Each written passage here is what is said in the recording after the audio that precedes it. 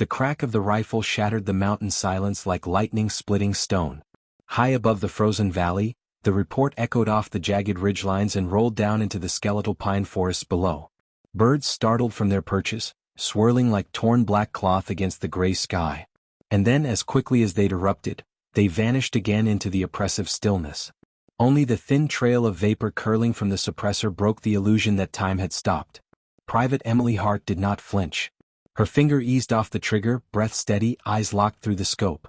2,000 meters away, across the shattered remains of a concrete bridge, the insurgent commander lay face down in the snow, crimson spreading like ink from the neat hole in his temple. His men froze mid-stride, heads snapping toward their fallen leader. They hesitated, just one fractured second of disbelief, and that was all the opening the rest of the unit needed. "Contact down," shouted Sergeant Cole Ramirez from somewhere behind her. His voice was sharp, electrified with adrenaline. "Move, move, move." Emily blinked once, slow, before rolling from her prone position and slinging the long rifle across her back. Her boots crunched on the frost-slick rocks as she descended toward the firefight exploding below. They hadn't believed in her. Not really. She'd heard the jokes whispered behind her back. Rookie, greenhorn, dead weight.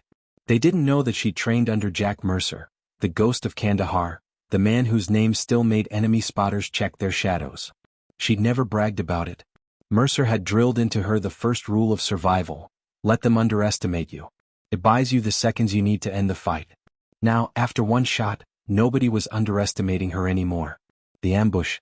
The platoon surged down the mountain slope like an avalanche of gunmetal and grit. Emily followed, boots skidding through ice-crusted dirt, breath puffing white in the frigid air.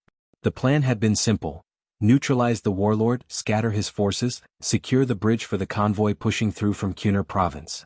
But plans rarely survived first contact. The insurgents were regrouping fast, shock giving way to fury. Bullets sparked off the bridge supports like angry hornets. Grenades arced over the riverbed, blooming black smoke among the pines. Emily darted behind a chunk of blasted concrete, landing hard on her shoulder.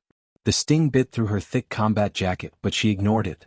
The others were pinned down at the bridgehead, returning fire in short, desperate bursts. The air reeked of gunpowder and ozone. "Hart." Ramirez's voice crackled over the radio, ragged from exertion. "We need you on Overwatch again. Southridge. Get me eyes on those RPG nests before they shred us." "Copy," Emily replied, already moving. She kept low, weaving between shattered rocks and splintered trees. The enemy fire stitched the air around her like red-hot sewing needles. She hit the ridge, dropped flat, and swung the rifle forward. Her cheek welded to the stock, breath slowing. "Find the biggest threat. Solve it first." Mercer's voice whispered in her head like it always did. "Think 3 moves ahead." Through the scope, the world became glass-sharp. She scanned, rubble, shadows, muzzle flashes, and then there, an RPG team crouched behind a burned-out truck, one loading a rocket as the other lined up the shot on Ramirez's position. Emily exhaled, finger tightening. Crack. The loader's head snapped back in a burst of red mist. The gunner froze, then lunged for cover. Too slow. Crack. The second shot hit him in the throat. He crumpled silently. "RPG team down," Emily murmured. "Damn good shooting, Hart," Ramirez answered. "Keep cleaning house. We're pushing across." A grin flickered across her lips before fading back into focus. There was no room for pride here, only precision. The bridge.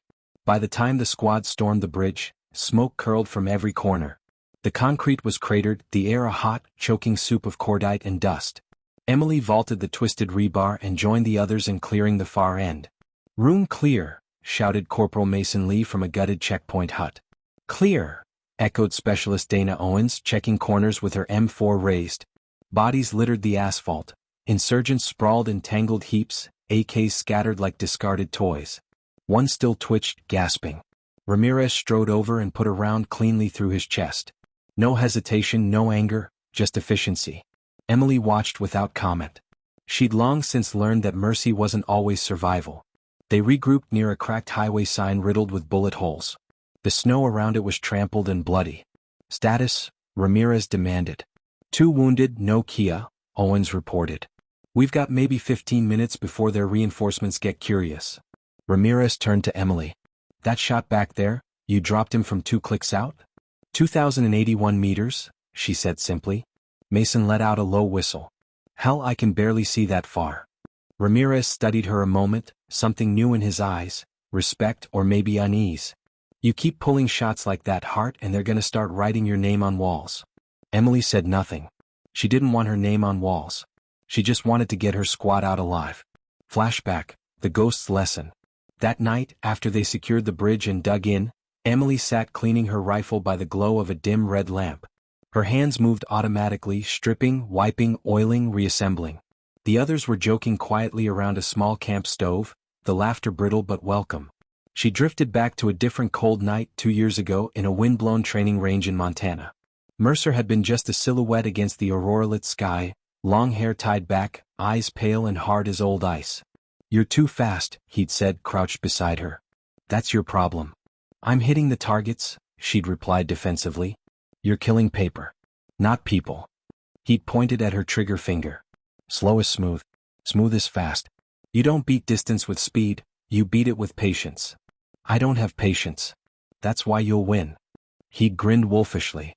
"You're impatient enough to work harder than anyone else. But when the moment comes, you'll wait. And that'll terrify them." He'd been right. It terrified her too sometimes. The counterattack. The counterattack came at dawn. Emily was awake when it started, sitting cross-legged on her bedroll, sipping burned coffee. The horizon had just begun bleeding pale orange when the first mortar slammed into the far end of the bridge. The blast lifted her off the ground and hurled her into a snowbank. "Contact! Contact!" Someone screamed over comms. The camp dissolved into chaos, gear scattering, men scrambling, the world erupting into noise and fire. Emily rolled, snatched her rifle, and bolted for the ridge again. Her ears rang, lungs raw with smoke. Through the chaos, Ramirez's voice cut through like a blade. "Hart, get me their eyes. Find that fire base." She threw herself down on the ridge, heart pounding like artillery. Scope to eye, scan, there. Muzzle flashes blooming on a ridgeline half a mile out, mortar tubes coughing fire. 5 men, dug into a snow-slick trench. She slowed her breathing, exhaled. Crack. 1 down. Crack. 2 down. The survivors dove for cover, but too late. The squad was already sighting in on their position. Grenades from the M203s thumped. Like distant drums. The ridge blossomed in fire. When the smoke cleared, the mortars were silent. "Mortar team neutralized," Emily said, voice flat. There was no cheer over the radio this time. Just silence, and then the grim churn of boots in snow as the platoon countercharged. The choice. Hours later they held the bridge, but barely. Half their ammo was gone, 3 men lay in black body bags, and the insurgents weren't done. Drones picked up enemy reinforcements massing in the valleys. Dozens, maybe hundreds. They would hit by nightfall. Ramirez gathered the squad around a battered map spread over a crate. His jaw was tight, eyes bloodshot. "We can hold or we can pull out," he said. "If we hold, we keep the supply line open for the 6th Armored pushing north. If we run, they'll have to reroute and those boys will be sitting ducks." Silence. The decision hung heavy, electric. No one wanted to say it, but they all knew. Holding meant dying. Emily looked at their faces, Lee's trembling hands, Owen's clenched jaw, Ramirez's stoic mask, and felt something hot and sharp ignite in her chest. "We hold," she said. All eyes swung to her. Ramirez's brow furrowed. "You volunteering to die, Hart?" "I'm saying they'll expect us to run. If we stay, they walk right into our sights." She tapped the map. "Ridge here, here, and here. I can make them bleed before they reach the bridge." The silence stretched. Then Ramirez nodded slowly. "All right. We hold." Nightfall. As the sun bled out behind the mountains, they dug in. Claymores hidden under snowdrifts. Tripwires strung between wreckage. Fields of fire plotted down to the meter. Emily perched on the highest ridge, rifle cradled like a living thing. Her world narrowed to breath, heartbeat, crosshairs. The first shapes appeared at dusk, dark figures ghosting through the snow, silent as smoke. Then a flare burst and the night exploded. Gunfire hammered the mountainside. Claymores shredded the front ranks in fountains of dirt and blood. Emily's scope danced from target to target, each shot an equation solved, each kill a heartbeat stolen. Through the madness she felt oddly calm. Detached. Mercer's voice again. "Wait. Wait. Now." Crack. Enemy squad leader dropped. Crack. Machine gunner's helmet snapped back. Crack. Rocket carrier folded in half. The bodies piled in the snow like broken marionettes, and still they came. Then the ridge beneath her jolted. An RPG slammed into the rocks a few feet away, hurling her sideways. The world spun. Snow, stone, fire. She hit hard, vision blacking for a second. When she blinked back, the rifle lay 10 feet away. A figure loomed between her and it, shadow against the firelight, AK raised. Time slowed. She lunged. Snow exploded under her boots. The AK roared, hot wind seared past her cheek. She crashed into the figure, knife flashing. They hit the ground hard. A blur of fists, steel, snarling breath, and then she felt the blade sink. The body went limp. She staggered upright, blood freezing on her gloves. Retrieved the rifle. Dropped back behind the scope. Kept killing. The quiet after. By dawn, the snow was red. The valley lay silent except for the groan of the wounded and the distant whine of approaching helicopters. The enemy had broken. What few remained were fleeing shadows on the far ridges. Emily stood on the ruined bridge, helmet off, hair stiff with frost. Her hands shook now, the adrenaline leaking away, leaving only the cold. Around her, the squad moved like sleepwalkers, too exhausted to speak. Ramirez limped up beside her. His face was hollow, eyes raw. He looked at the field of bodies, then at her. "One shot," he said quietly. "That's all it took for them to see you weren't just some rookie." Emily didn't answer. She just watched the sun claw its way over the peaks, bleeding pale gold across the battlefield. Inside, something whispered that this wasn't over. That this was only the beginning. The helicopters came with the morning sun. Their blades churned the icy air into a screaming hurricane, whipping torn snow and smoke across the scarred valley. The shattered bridge lay below them like the rib cage of some long-dead beast, blackened and strewn with the remains of the night's battle. Private Emily Hart stood at parade rest near the crumpled highway sign, eyes hidden behind soot-smeared goggles.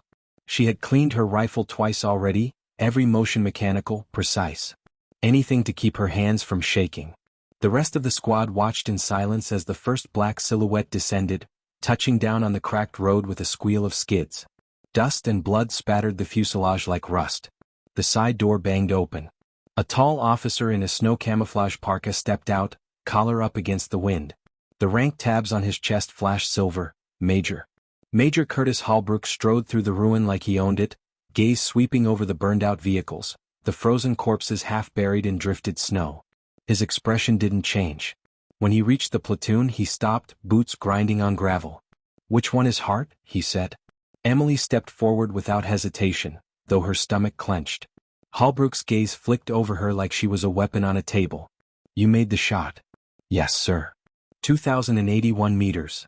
"Yes, sir." For the first time, something like surprise tugged at the corner of his mouth. "And then you held this position against 3 waves of hostiles." Emily said nothing. What was there to say? We didn't all live. Holbrook turned to Sergeant Cole Ramirez. "This bridge stays open because of her." Ramirez gave a stiff nod, though his jaw tightened. Pride or resentment, Emily couldn't tell. "Good," Holbrook said. Then he faced Emily again. "Pack your gear. You're coming with me." Orders from above. They lifted off 20 minutes later, leaving the shattered valley behind like a half-remembered nightmare. The helicopter rattled across the white-capped peaks, rotors chopping the thin air. Inside, the noise was deafening, the cold worse. Emily sat strapped into a canvas seat, rifle cradled upright between her knees. Across from her, Holbrook watched her with that same measuring stare. Finally, he leaned forward, shouting over the roar. "Do you know who trained you?" Emily blinked. "Sir?" "That shot. The discipline. I've only seen it in one other man." His mouth twitched. "Jack Mercer." Her chest tightened. "Yes, sir. He trained me." Holbrook gave a short, humorless laugh. "The ghost of Kandahar. Figures." He studied her another moment, then handed her a battered field tablet. The cracked screen flickered to life, showing satellite imagery, dense forests, steep ravines, and a thin thread of road winding into a valley. "This," Holbrook said, "is the Nuristan corridor. Remote. Isolated. Perfect for the bastards to hide. 2 days ago one of our intel teams went dark in there. No comms, no signals, nothing." Emily frowned. "You want me to find them?" "I want you to find what killed them." His eyes were cold steel. "We think it's the same cell you just bled dry. Only bigger. Smarter. Led by someone who knows how we fight." Emily's jaw tightened. "Then we hit them hard." Holbrook shook his head. "We hit them quiet. This isn't a full assault. This is reconnaissance and removal." He paused. "You'll be embedded with a 5-man recon unit. Deep insertion, no backup. You see something, you end it. Her pulse quickened. When do we leave? Holbrook's grin was razor thin. We already have. The recon unit. They touched down that night on a remote forward operating base, a cluster of camouflage tents buried in snow. The cold was brutal, sharp enough to burn the lungs. Floodlights cut pale cones through the darkness. The recon unit was waiting in the operations tent. 5 soldiers, all older than Emily, all with the look of men who'd stared down death enough times to be bored by it. The team leader was Lieutenant Jace Monroe, a lean man with a hawk's face and a permanent scowl. His armor was battered, his boots held together with duct tape. He didn't bother saluting. So this is the prodigy, Monroe said flatly, looking her up and down. The one-shot wonder. Emily met his stare. You got a problem with that? I got a problem with babysitting greenhorns while we hunt ghosts. His gaze flicked to her rifle. But if you can shoot like they say, maybe you'll live long enough to buy the first round when we get back. Maybe I will, she said coolly. Something like a smirk ghosted across his lips. Then he gestured to the others. Corporal Vince Ryder, their heavy gunner, a mountain of muscle with a shaved head and a grin like a shark's. Specialist Lena Park, their comms and drone operator, slight, wiry with eyes like razor wire. Sergeant Noah Briggs, medic, tall, quiet, face unreadable behind mirrored shades even at night. And Private First Class Eli Torres, point man, youngest after Emily, nervous energy humming off him like static. Get some sleep, Monroe told them. We move at 0400. Light and quiet. Into the wolves' den. They left before dawn, swallowed by the black forest. Snow crunched under their boots, the only sound in the world. The trees closed around them like prison bars, their skeletal branches clawing at the starless sky.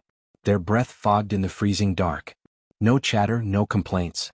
Just silence and the endless white.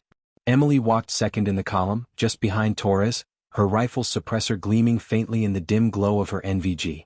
She could feel the other's eyes on her sometimes, measuring, doubtful. She ignored it. She had nothing to prove to them. Only to herself. By midday they reached the first sign of trouble. A clearing opened among the trees, snow trampled and stained dark. Bits of shattered gear lay half-buried, helmets, torn packs, the scorched husk of a comms unit. Briggs crouched by a blackened patch. Burned bodies, he said quietly. Charred down to the bone. Any brass? Monroe asked. None. Whoever did this policed the scene clean. Professional, Park muttered. Emily scanned the tree-line through her scope. Nothing moved. No birds, no wind, no life. Just the silence, heavy and wrong. They knew what they were doing, she said. Monroe gave her a sharp look. You sound like you've seen this before. She lowered the scope. I have. A message from the dead. They pushed deeper, following faint tracks through the snow. The forest grew denser, the light thinner. Time blurred into an endless rhythm of crunching boots and whispered checks. Near dusk, Torres found it, a tree marked with blood. A crude symbol painted in long, drying streaks, 2 crossing lines inside a circle. Park crouched beside it. Insurgent symbol? Emily's stomach went cold. She knew that mark. She'd seen Mercer sketch it once on a napkin years ago, his face grim. No, she said quietly. That's Mercer's. The others stared. Mercer's dead, Ryder said. Everyone knows that. Emily's mouth was dry. Everyone thinks that. Monroe's eyes narrowed. Explain. She hesitated. He used it as a warning sign. When he wanted to tell anyone coming behind him to turn back. Ryder snorted. Or maybe the ghosts you see just happen to know how to draw circles. Maybe, Emily said. But her gut twisted. Mercer was supposed to be dead. He'd disappeared 3 years ago after Kandahar, leaving only a wrecked compound full of corpses and no body. And yet here was his mark. The ghost trap. That night, they made camp in the ruins of an old stone watchtower overlooking a ravine. Snow drifted through the shattered roof. They set no fire. Darkness was their only camouflage. Emily lay awake long after the others slept, staring at the ceiling. She couldn't stop thinking about the mark. About Mercer. About how he used to vanish into the trees during training, then reappear behind her, cold steel at her neck and a grin on his face. If they can find you, he told her once, they can kill you. A branch snapped outside. Emily froze, hand drifting to her sidearm. Another snap. Closer. Deliberate. She slid silently to her feet, easing to the window. Snow whispered past the broken stone. The forest was black as ink. Then, movement. A shadow slipping between trees, too smooth, too silent. Her heart slammed. She lifted the rifle, breath held. The shadow paused, looked straight at her, and vanished. Emily stayed frozen for a full minute, pulse roaring. Then she lowered the rifle and backed away, throat tight. She didn't tell the others. The slaughtered patrol. They found the missing intel team at dawn. The clearing was a massacre. 5 American bodies strung upside down from the trees, stripped of gear, throats slit. Blood had painted the snow black. Their dog tags were arranged in a neat line at the base of the largest tree, beneath another of Mercer's symbols. Torres gagged. Briggs turned away, jaw locked. Even Monroe's hard face cracked for a second. Jesus, Park whispered. They didn't even take the gear. Because this wasn't for loot, Emily said hollowly. This was a message. Monroe spat in the snow. Then let's send one back. They buried the bodies as best they could in the frozen ground. No words. No time. Just cold and anger. The decision. That night, Monroe laid the map out under a red lens. His finger stabbed at a narrow gorge ahead. If they're anywhere, it's here. Tight terrain, high ground, easy to defend. Ryder grinned wolfishly. Perfect kill zone. Exactly why they'll think we won't risk it, Monroe said. He looked up at Emily. You get eyes on their positions. We move when you say. Emily hesitated. The gorge was a death trap. But retreat wasn't an option. They were too deep, and turning back meant letting the killers walk free. Ann Mercer's mark haunted her like a whisper. She nodded. I'll find them. Monroe's mouth curved in the faintest smile. Good. The watchers. They moved at first light. The gorge loomed before them like the maw of some great beast, black cliffs, jagged spires of rock, and a thin ribbon of frozen river winding below. Emily crawled up the eastern ridge alone, leaving the others hidden in the pines. Snow crunched softly under her gloves. The cold gnawed at her bones. She reached a ledge and flattened, rifle sliding into position. Scope to eye. The gorge sharpened. Rock. Shadows. Then, movement. Faint, almost invisible. Shapes tucked among the rocks. Camouflage netting. A glint of glass. A man shifting behind a DSHK heavy machine gun. Another with an RPG slung across his back. Dozens of them, maybe more. And in the center, at the mouth of a cave, stood a figure. Tall. Broad-shouldered. Wrapped in a white ghillie cloak that drifted like smoke in the wind. His face was hidden, but Emily knew that posture. That stillness. Her heart stopped. Mercer. The shot she didn't take. She froze. Breath shallow, heart pounding like gunfire in her ears. Every instinct screamed to pull the trigger. And it now. End him. But her finger didn't move. If she killed him, the camp would erupt. The others would die.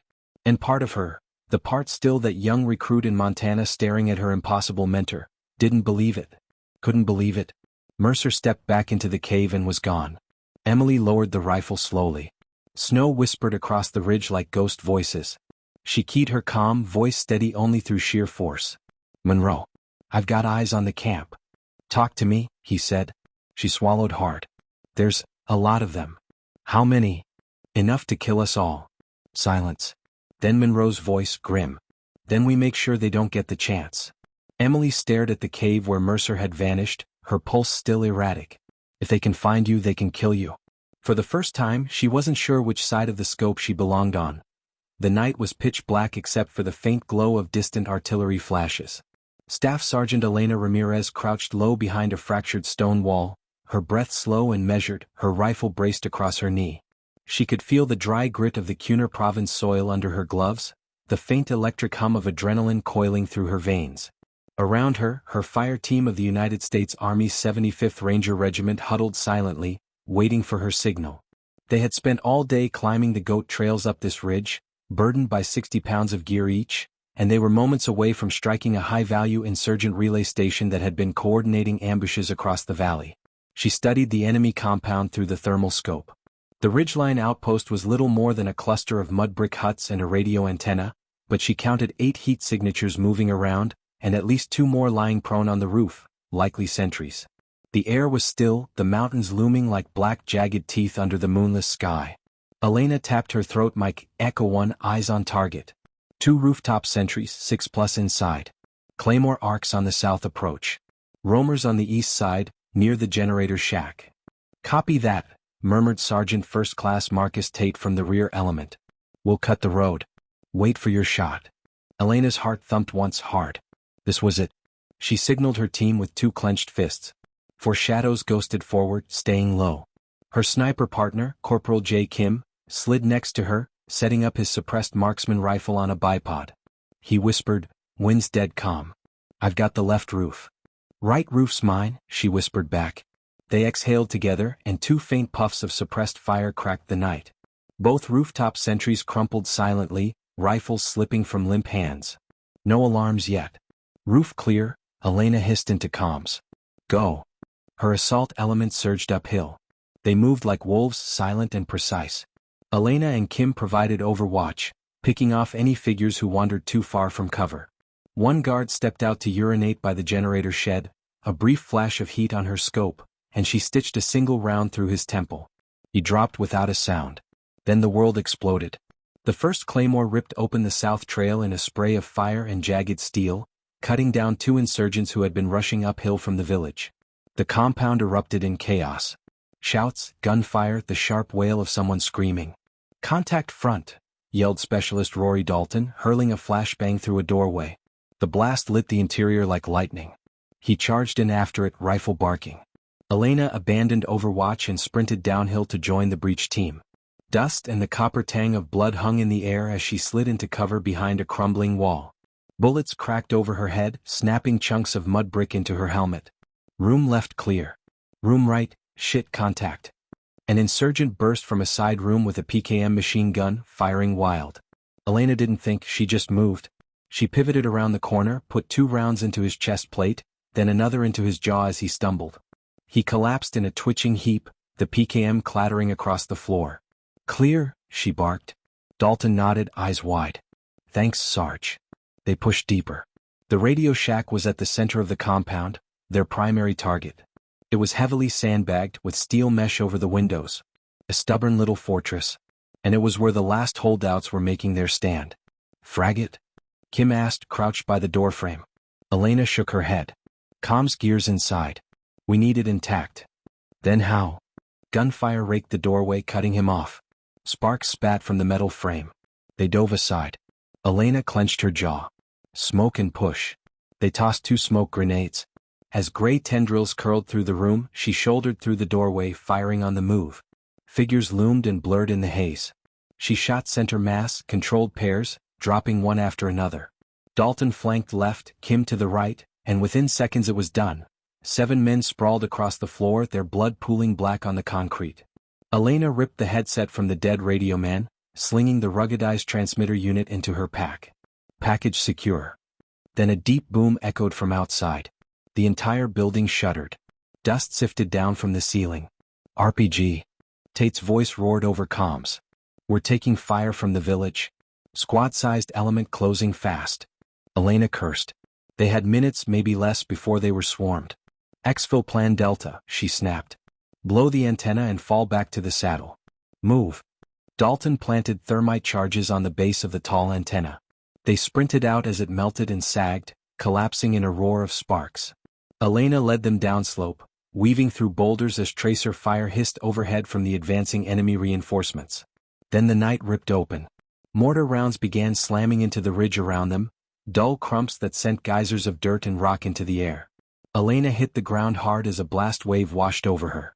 Her ears rang. "Keep moving," she yelled hoarsely. "Bound and cover. Go." They leapfrogged down the slope, one element firing while the other dashed forward.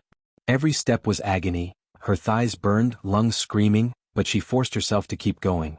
A round clipped the edge of her rucksack, spinning her half around. She stumbled, rolled, and came up firing. Finally they reached the saddle, a narrow rocky dip between 2 ridges. Tate's rear element was waiting, rifles blazing at shadowy figures cresting the ridge behind them. "Charges set." Tate shouted. "Blow it." A thunderclap split the air.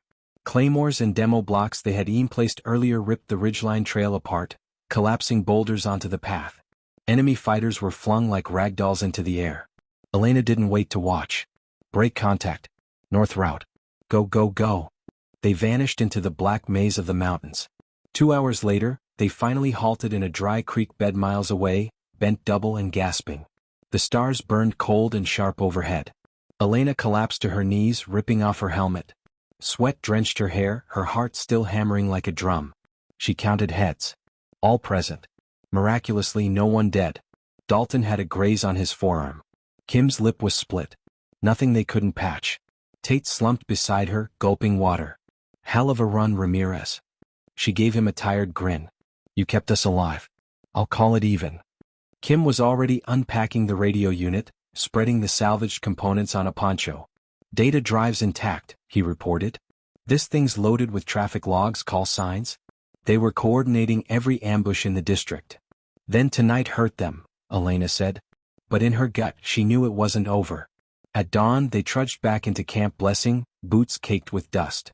The forward operating base buzzed with activity, helicopters thumping overhead, supply trucks grinding through the gates, soldiers bustling between sandbag barracks. Elena went straight to the operations tent, where Major Lucas Harlow was hunched over a digital map with the intel officer. He looked up as she entered, taking in her scorched armor, the grime on her face. Report, Staff Sergeant. She set the transmitter on the table. Objective destroyed. Antenna down, relay gear captured. Minimal friendly casualties. Harlow raised an eyebrow. And the enemy? 20+ Kia. Reinforcements from the valley attempted to overrun our position. We broke contact and exfiltrated along the north ridge. The intel officer whistled softly.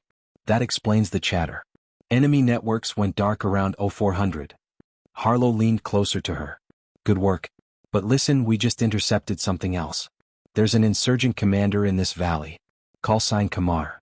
He's the one who ordered the ambush that killed Sergeant Neil Brody last month. And he's furious about last night. Elena's jaw tightened at the name. Brody had been her friend. Harlow continued, Sergeant places Kamar at a safe house in the next valley over. High confidence. If we can cut the head off this snake now, we might cripple their whole network. She understood the unspoken offer. A follow-on mission. When? She asked. Tonight. Before they can move him. Her heart sank slightly. They were exhausted, running on fumes. But the thought of Brody's blood on the sand. She nodded once. We'll be ready. They spent the afternoon prepping in grim silence. Cleaning rifles. Restocking ammo. Checking batteries. Dalton passed around energy gels and caffeine gum. No one spoke much. As twilight bled across the peaks, they moved out again, slipping like wraiths into the rugged highlands. The safe house was buried deep in a cluster of switchback trails and canyons, harder terrain than the radio post, with even less margin for error. Hours passed. The moon rose. Their boots crunched softly on gravel. Finally, they crested a ridge and saw it. A lone stone building tucked against a cliff, faint lamplight glowing from its windows. 2 trucks parked outside. 3 armed sentries. Elena signaled halt. They knelt in a line, scanning. Kim whispered, I count 8 heat signatures inside. Could be more in the cave system behind it, Dalton added. Elena's stomach nodded. A frontal assault would be suicide. Diversion, she murmured. Kim, you and Dalton circle wide, plant a charge on the fuel drums near the trucks. When it blows, they'll run outside. Tate, you and I will breach. They split. Elena and Tate crawled into position near the door, lying flat among scrub. She could hear faint voices drifting from inside, the clink of cups. Then a blossom of fire lit the night. The fuel drums erupted, engulfing the trucks in a roaring inferno. Shouts erupted from the safe house as men rushed out, weapons waving. Elena and Tate surged forward. Tate kicked the door open and tossed a flashbang. The explosion hammered the small room. They charged in, rifles barking. Chaos. Figures stumbling in the glare, half blinded. She shot one through the chest, spun, dropped another trying to reach for an AK. Tate tackled a third, smashing him with his rifle butt. A man dove for the back tunnel entrance. Elena caught a glimpse of a black scarf, the glint of gold on his wrist, the description from the intel photo. Kamar, she shouted. He vanished into the cave passage. She bolted after him.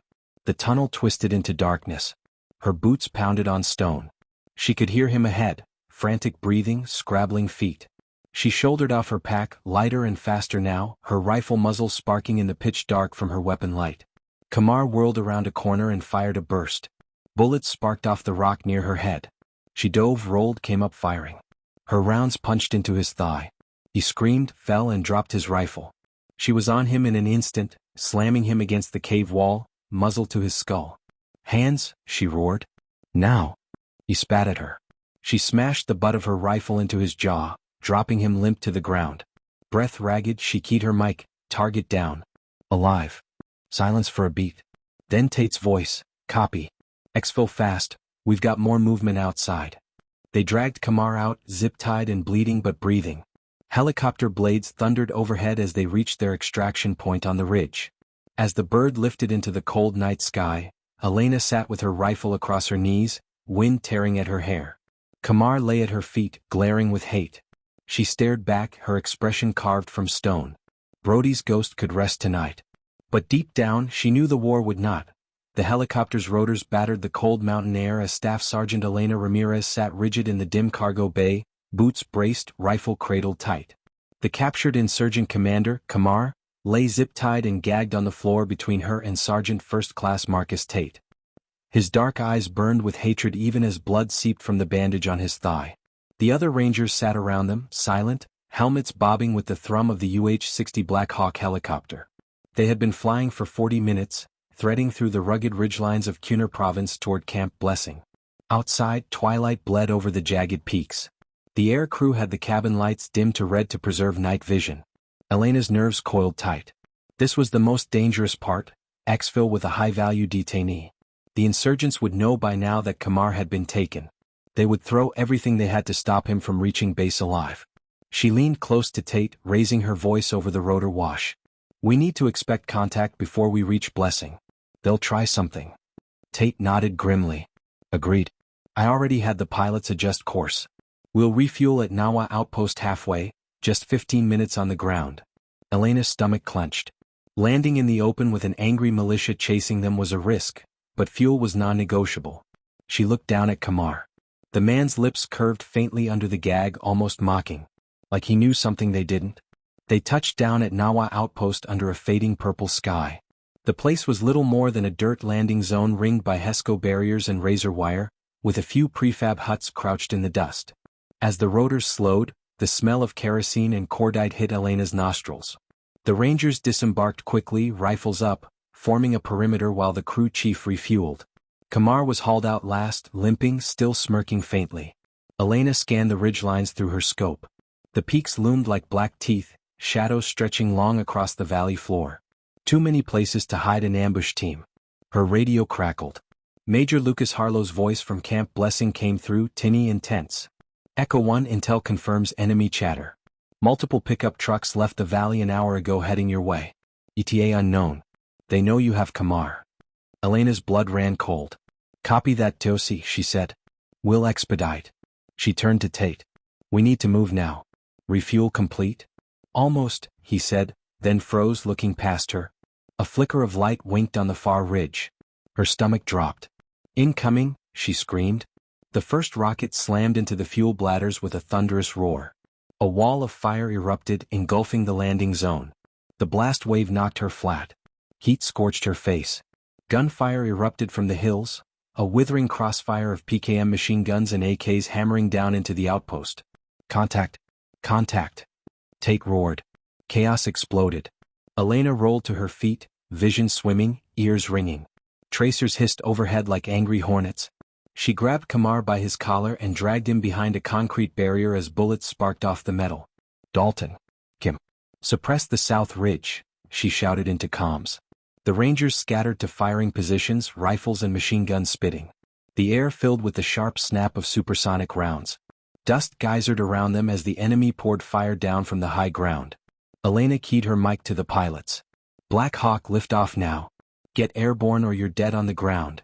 Negative, the pilot shouted. Engines hit. We're stuck until we patch it or we get another bird in. Her mind raced. They were trapped. A rocket slammed into one of the outpost huts, ripping it apart in a spray of wood and sandbags. Shrapnel stung her face. Tate crawled next to her, voice raw. We hold here or we're done. They want Kamar back, they'll keep coming. Then we bleed them, she growled. She sprinted low to the ammo cache, dragging a crate of 7.62 belts to the mounted M240 on the barrier. Kim took over the gun, raking the ridgeline with long bursts. Enemy figures tumbled down the rocks, but more kept appearing. Dalton hurled a pair of grenades, explosions briefly silencing one machine gun nest. Then he screamed, a round tore through his calf. He crumpled behind cover, blood spurting. Medic! Elena shouted. She slid beside Dalton, slapping a tourniquet high on his leg, cinching it until the bleeding slowed. Stay awake, you hear me? Hurts like hell, he gasped, grinning weakly. Good, she said. Means you're alive. Mortars began thumping in from the west ridge. Shells pounded the outpost, throwing geysers of dirt and smoke. One blast flipped a Humvee on its side, fireball blooming from its fuel tank. Elena ducked behind the barrier, heart hammering. They were being surrounded. She forced herself to think fast and cold. Staying pinned meant dying. They had to break contact, but they couldn't leave on foot with Kamar and a wounded man while enemy trucks closed in. Her radio crackled again. Harlow. Echo 1, reinforcements en route from Blessing. Idiot. 20 minutes. 20 minutes. They wouldn't last 10. She clenched her jaw. Harlow, we need close air support now or we're gone. Air's tied up on another mission, he said grimly. You have to hold. Hold. She turned to Tate. We need to cut their momentum. If they mass for an overrun, we're done. I'm taking Kim, we'll flank their mortar team, take the pressure off. Tate hesitated, then nodded. Do it. I'll keep the rest alive. They slipped out a breach in the wire, crawling into the darkness beyond the perimeter. Gunfire cracked overhead as Tate's element laid down covering fire. The night air was razor-thin, cold in her lungs. Elena's boots crunched softly on gravel as they crept uphill through scrub and boulders. The mortars kept pounding behind them, lighting the sky with orange flashes. Finally they saw it, 3 insurgents hunched over a tube on a rocky ledge, reloading another round. Elena sighted in. On my mark. She squeezed. Her first shot took the loader in the throat. Kim dropped the gunner with a burst to the chest. The last man scrambled, shrieking, and she cut him down with a clean double tap. Silence. The mortar fell still. They dashed forward, slapping C4 charges on the ammo crates. The blast lit the ridge like daylight, showering rock and flesh. Mortars down, she radioed. We're inbound. Copy, Tate replied. But it's getting worse. It was. As they slid back into the outpost, the enemy pressed hard from all sides. Dozens of fighters swarmed from the dark hills, yelling in Pashto, muzzle flashes strobing. The air was a constant shriek of incoming fire. Tate was on the barrier, blasting with the last belt in the M240. Spent brass piled around his boots. Elena dubbed beside him. Status. Low on everything. Dalton's stable but out of the fight. They're trying to push through the east breach. Not on my watch. She grabbed a law rocket from the weapons crate, popped the sights and shouldered it. She fired at a pickup truck charging the wire, its bed packed with gunmen. The rocket streaked across the night and turned the truck into a rolling fireball. Bodies cartwheeled through the air. Reload, she yelled, tossing the empty tube. Kim lobbed smoke grenades, shrouding the breach in gray clouds. Muzzles flashed within the haze as they cut down shapes trying to rush through. Bullets hammered the barrier inches from Elena's face. Stone chips stung her cheek. She reloaded, popped up, dropped 2 silhouettes charging through the smoke, then ducked as a PKM raked the wall. The gunfire seemed endless. Then, faint at first, she heard it, the low thunder of distant rotors. Tate's head snapped up. Birds inbound. Hope flared. A pair of AH-64 Apache gunships swept over the ridge, their searchlights spearing the dark. The night erupted as their chain guns opened up, streams of 30mm rounds chewing the hillsides. Enemy fighters scattered like ants under boiling water. Elena whooped, half-mad with relief. Yeah. Light 'em up. Rockets slammed into the enemy trucks trying to flank from the west, reducing them to burning wreckage. The hillside became a slaughterhouse of smoke and tracer fire. Within minutes the attack broke. Survivors fled into the night, vanishing down goat trails, leaving their dead behind. Silence slowly settled, broken only by the crackle of flames and the groans of the wounded. The medevac bird arrived next, another UH-60 Black Hawk, its red cross glowing in the dark. Medics rushed out, loading Dalton and 2 wounded crewmen aboard. Kamar was hauled up last, still gagged, his earlier smirk gone. Elena stood at the edge of the landing zone, chest heaving, coated in grime and blood. Her rifle hung limp in her hand, barrel smoking faintly. Tate trudged up, face ashen with exhaustion. We lived. She nodded slowly. Barely. As the medevac lifted off, Harlow's voice came over the radio. Echo 1, outstanding work. Get back to Blessing and refit. You'll be wheels up for Bugram Airfield tomorrow with the detainee. Elena stared after the disappearing helicopter lights. Relief warred with dread in her chest.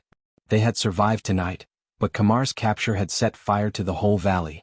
And she knew this wasn't the end. Hours later, back at Camp Blessing, she sat alone outside the barracks, helmet off, the cold mountain wind cutting through her sweat-soaked uniform. The stars burned sharp overhead, silent and ancient. Her hands trembled faintly as she cleaned her rifle by headlamp, muscle memory keeping her steady. Across the compound, the detainee cage was lit bright as day, guards posted shoulder to shoulder. Kamar was inside, staring out through the mesh at her. Their eyes met across the darkness. He smiled again, slow and thin. And Elena knew he wasn't done yet. The first warning came as a power flicker. Staff Sergeant Elena Ramirez was still half asleep in her bunk at Camp Blessing when the lights sputtered once, twice. Then the generators cut out entirely. The hum of fans died, leaving the night air eerily still. She sat up instantly, heart thudding. Power never failed on base. Not unless someone made it. A second later, a muffled thump rippled through the ground, rattling the bunk frame. Then another. Incoming. She was on her feet before the siren started, grabbing her plate carrier and rifle. Outside, red emergency lights flickered weakly across the compound as soldiers scrambled from their hooches, shouting. A third explosion slammed into the motor pool, lighting the sky with a greasy fireball. The shockwave knocked her to a knee. Shrapnel pinged off the metal siding. Mortars. Coordinated. Elena. Sergeant First Class Marcus Tate barreled out of the next hut, helmet half-buckled, weapon slung. They're walking rounds toward the TOC. Perimeter breach? Not yet. But they're softening us up. The sirens wailed louder, urgent. Overhead, tracers streaked up from the guard towers, desperate arcs of red clawing at the black sky. They sprinted across the compound, boots slapping gravel. The air was chaos, explosions, shouted orders, radio chatter colliding in Elena's ears. The Tactical Operations Center was already a cratered ruin. Its roof had caved in from a direct hit. Major Lucas Harlow stood outside, bleeding from a cut on his scalp, headset askew as he barked into a handheld radio. Repeat, Blessing is under sustained indirect fire. Likely prep for ground assault. Request QRF from Jalalabad immediately. He saw Elena and Tate. Get to the wire. Full kit, full mags. They'll come hard and they'll come soon. Elena didn't waste time. She and Tate bolted for their barracks, diving inside as another mortar slammed down nearby, showering the roof with dust. She ripped open her locker, slamming fresh magazines into her vest, stuffing grenades into pouches. Tate did the same. Their movements were sharp, mechanical, years of drill overriding fear. Think they're coming for Kamar? She asked, yanking her helmet on. No doubt, Tate said grimly. He's still in the detainee cage. If they break him out, this whole war zone lights up overnight. Then they don't break him out. They dashed back into the night, joining the stream of soldiers racing toward the outer wire. Searchlights swept the hills, cutting pale cones through the darkness. And then the hills erupted. Gunfire flared from the tree line, hundreds of muzzles flashing at once. The rattle of PKMs and AKs rolled like thunder. Tracer rounds slashed across the open ground, hammering the guard towers. Contact front, someone screamed. Elena dove behind a HESCO barrier as bullets hissed overhead. The base's machine guns answered in roaring bursts. Mortars kept pounding, cratering the compound, but now the real attack had begun. Through her scope, Elena saw enemy fighters in black tunics charging down the slope, silhouetted by the moon, scores of them firing as they ran. Behind them, 3 pickup trucks mounted with DSHK heavy machine guns bounced over the rocks, barrels spitting fire. Here they come. Tate yelled beside her, opening fire. Elena picked her shots, calm and cold. She dropped one fighter mid-sprint, then another who paused to kneel and aim. Her rifle cracked like punctuation in the chaos. The first pickup crashed through the wire on the north perimeter, ramming the concertina coils flat. Its DSHK ripped apart a guard tower in a hail of 12.7mm rounds. RPG, someone shouted. A rocket from inside the base whooshed out and turned the truck into a flaming wreck. Fighters scattered from the blast, screaming. But more poured through the breach. North side's collapsing. Tate shouted into his radio. We need reinforcements here now. Negative, came Harlow's strained voice. East and south are engaged too, they're hitting every side at once. A full perimeter assault. Coordinated, planned. This wasn't revenge. This was an extraction. They were here for Kamar. Elena with me? Tate barked. They sprinted toward the detainee cage on the west side, cutting through alleys between buildings as rounds chewed the dirt around their boots. The cage was ringed by floodlights, and guards already trading fire with enemies crawling through the wire. They skidded behind a sandbag wall as a grenade detonated just ahead, spraying metal shards. The blast knocked 2 guards flat. "Elena!" Tate shouted over the ringing in her ears. "If they get to that cage." "They won't." They popped up, rifles hammering. 3 insurgents went down in the wire. A 4th vaulted the barrier and made it 5 steps before Elena's shot took him through the sternum. The cage door clanged behind them as they burst inside. Kamar sat chained to the floor, hands bound, blindfolded now. He turned his head toward them like he could smell the panic. Elena's gut clenched. He was calm. Too calm. "This whole thing's for him," she said. "We have to move him." Tate nodded, keying his radio. "Command, this is Echo 1. Recommend immediate evac of HVT. He cannot stay here." Harlow's voice snapped back, strained. "Negative. Airfield's compromised. No birds inbound until the mortars are silenced." "Then we hold," Elena muttered. They reinforced the cage perimeter, dragging sandbags and ammo boxes into makeshift fighting positions. The guards were wide-eyed but steady. Everyone knew, if the enemy breached here, the war changed. Gunfire raged from all sides of the base. The motor pool was a furnace. Medics sprinted through smoke with stretchers, tracers slicing inches over their heads. "Here they come," a guard yelled. A dozen fighters swarmed from the shadows beyond the wire, firing wildly. Elena and Tate cut them down, brass streaming from their rifles. Bodies piled in the concertina coils. Another group hurled Molotovs. The cage's floodlights exploded in showers of sparks, plunging the area into darkness. "Night vision on," Tate ordered. Green tint bloomed in Elena's goggles as the attackers charged again.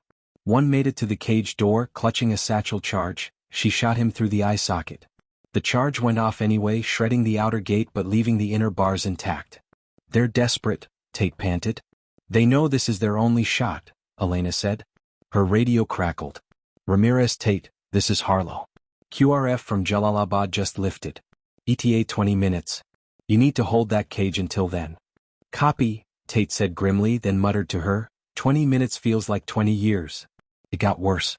A recoilless rifle boomed from the hills, the round slamming into the command bunker and turning it into a plume of dust. A second round blasted the vehicle bay, flipping an MRAP like a toy. Then the south wall crumbled. Over the radio, "South breach. They're inside the wire." Elena's heart lurched. If the enemy collapsed the base interior, there'd be nothing left to defend the cage. She made a decision in a breath. "Tate, you hold the cage. I'll counterattack south side. Buy time." He caught her arm. "That's suicide." "Not if I move fast." He held her gaze, then nodded once. "Go." She sprinted through the burning base, smoke clawing at her lungs, ducking as tracers cracked past. Screams and gunfire roared around her.